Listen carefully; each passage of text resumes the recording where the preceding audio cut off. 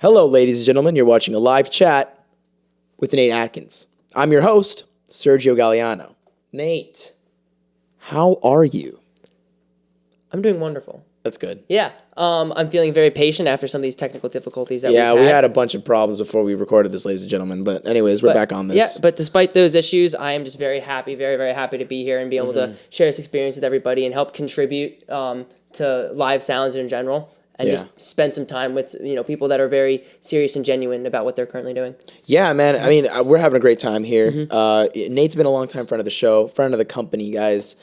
So him being here while everything's going, actually, because eventually, we had the actual test shoot with you, and everything that we do now is based off of that. So, full speed ahead with you in our third episode. You had your set today too. Tell us about the 3 songs you played. It's really lyric heavy, really cool stuff. I liked it a lot. Reminded me of Henry Tyler, but you got your own sound entirely. And I just want to hear everything about your entire life biography from day one. Okay. Go. I was born on a late July. I don't know. I'll try to make this quick because I know there are time constraints. I'll say that the 3 songs that I decided to play, I tried to represent. Each one represents an element of my songwriting. I have one that represents my background from my friends. This is not a country song. It's a song that like reeks of nostalgia and home and community. The second one, Sam Stone, is a very well-known song by John Prine, who has influenced me so much as a songwriter. I grew up listening to him with my parents. I never really was a fan when I was younger, but now as I've gotten older, I can see how much my songs resemble his, and that's why I chose to do that. Also, it gives me a large margin for creativity and changing it to kind of suit my style as well. And last one, Chemistry, is one that I wrote last year when I was in a very indecisive spot with a relationship. And I really see it as something that a lot of people can relate to when they're unsure and they're kind of held back by they're held back by these inhibitions where they don't know how well a relationship will go due to past relationships and cynicism. Oh yeah, we're all in there. Yeah, and just kind of stating how much I care about a person, yet how I'm unsure about how our future might be. And each song I tried to have a different mood to it, a little bit of different energy. Obviously, it starts out in medium volume. Sam Stone is very quiet with some more dramatic, emotional parts, and then Chemistry is very loud and groovy. Thank you. The original song is very consistent in volume and dynamic. So I always try to add that element of surprise, and the way I sing should resemble the lyrics. And if it's about somebody overdosing, I try to be quieter. I try to make my voice almost resemble the mood that would be within the room when that's happening. That's good. No, that's honestly is really cool. How long have you been playing? Like evidently you've been writing music for a while because you have that kind of that focus. So like you said you've been going to music festivals since you were a kid? Like my parents have taken me to the same folk festival, Spring Cold Folk Fest, since I was literally a bun in the oven. I hadn't been born yet. I like that bun in the oven. That's and because of that sound, the traditional folk sound has greatly influenced me, as well as bands like the Grateful Dead and old country, and have like artists like Woody Guthrie, and a lot of that stuff. It was things I grew up hearing or grew up from hearing my brother listen to, or stuff that I didn't necessarily listen to.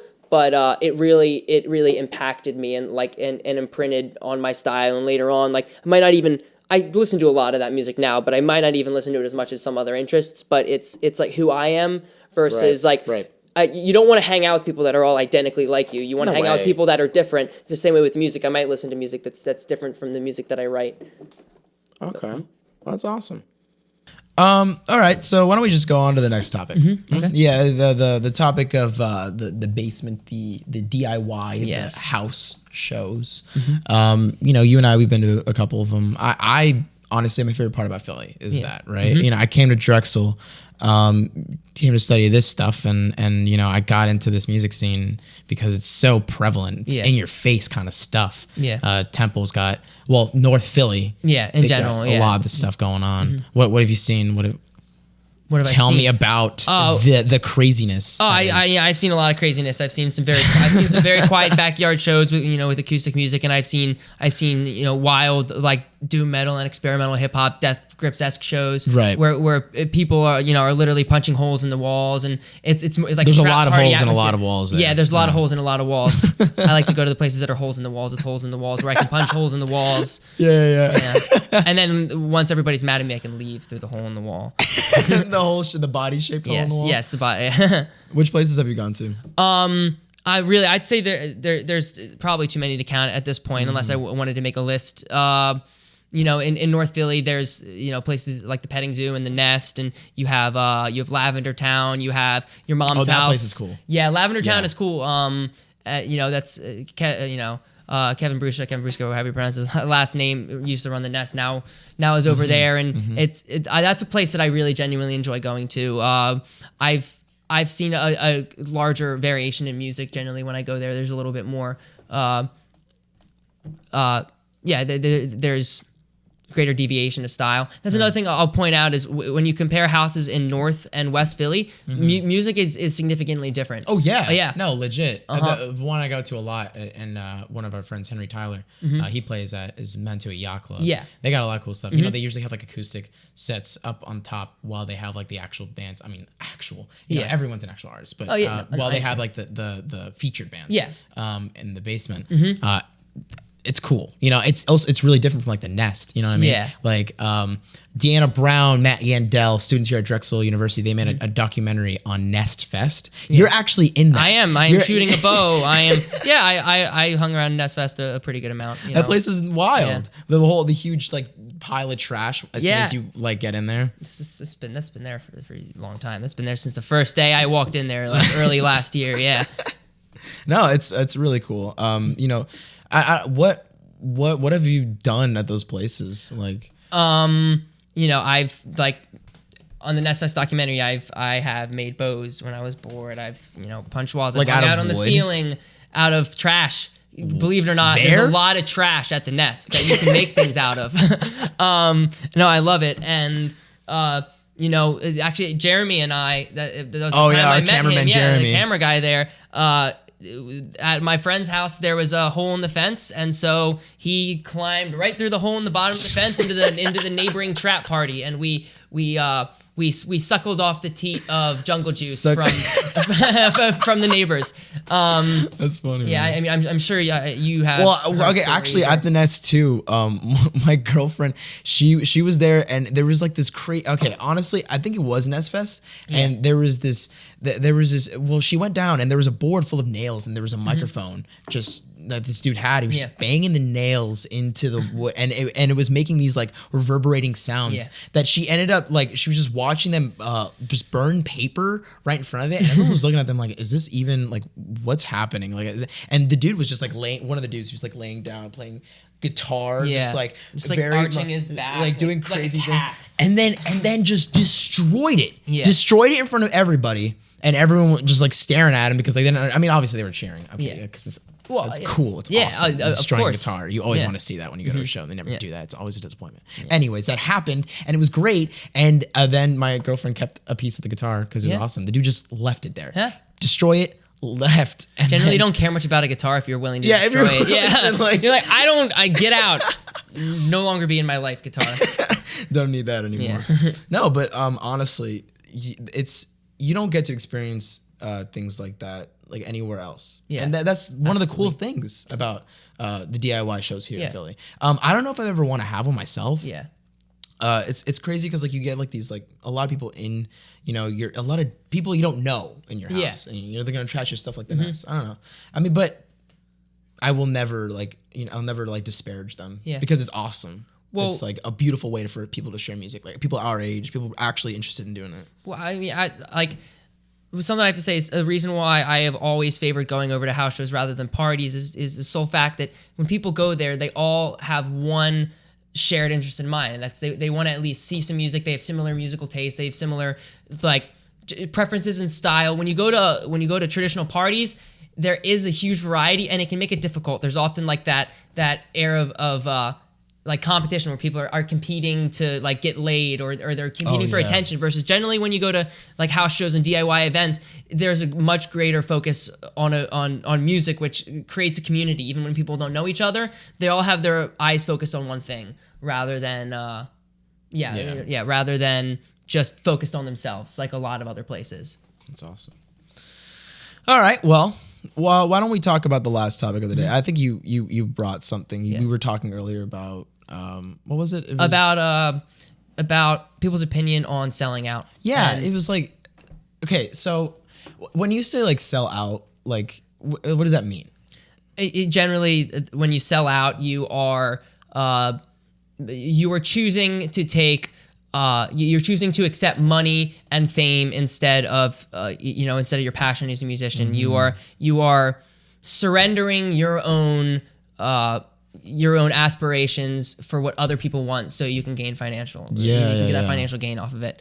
And I feel like a lot of people will listen to albums and say, "Oh, this band's selling out because they sound synthy." Like for instance, no way. Yeah, like the new Tame Impala album.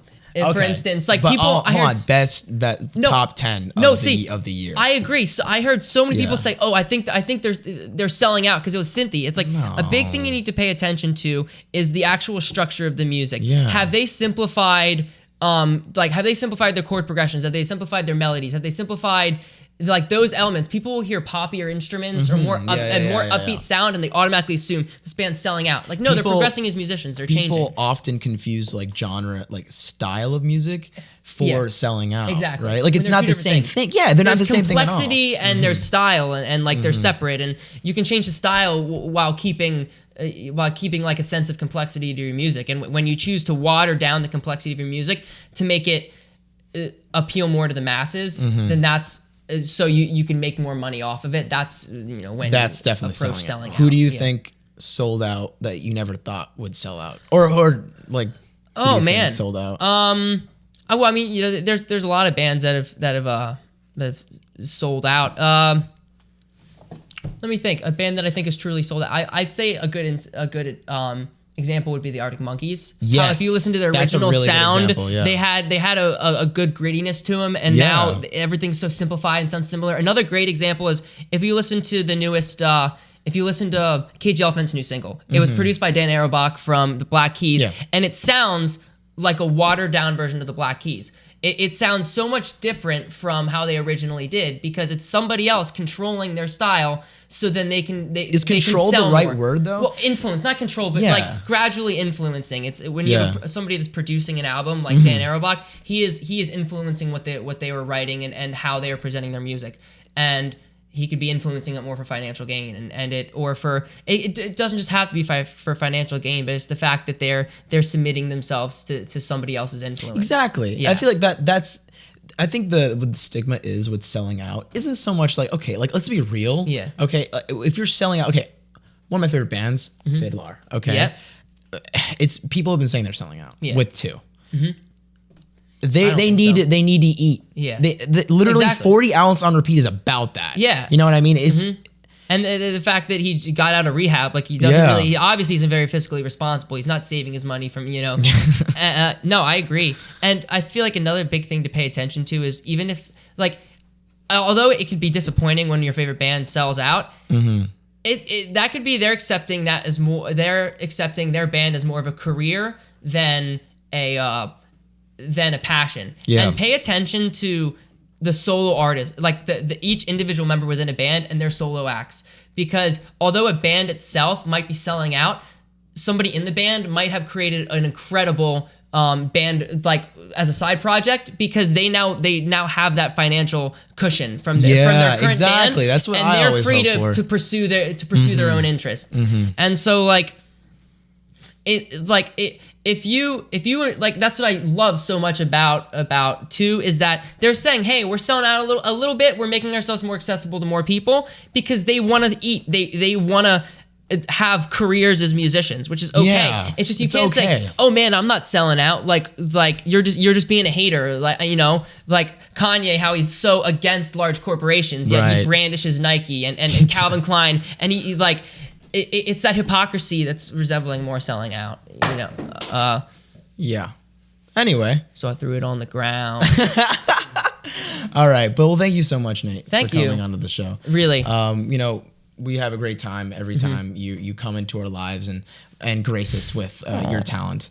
I hope you come back to the show. You grace me with your presence. Oh, thank you, sir. Have a good one. Have a good life. Have a good everything. Okay. And everyone, please follow Nate. Nate Adkins. Nate Adkins. I mean, you can follow me if you want to. It's not a music Twitter. It's follow me on us on Twitter as well. And thank you for watching. Thank you.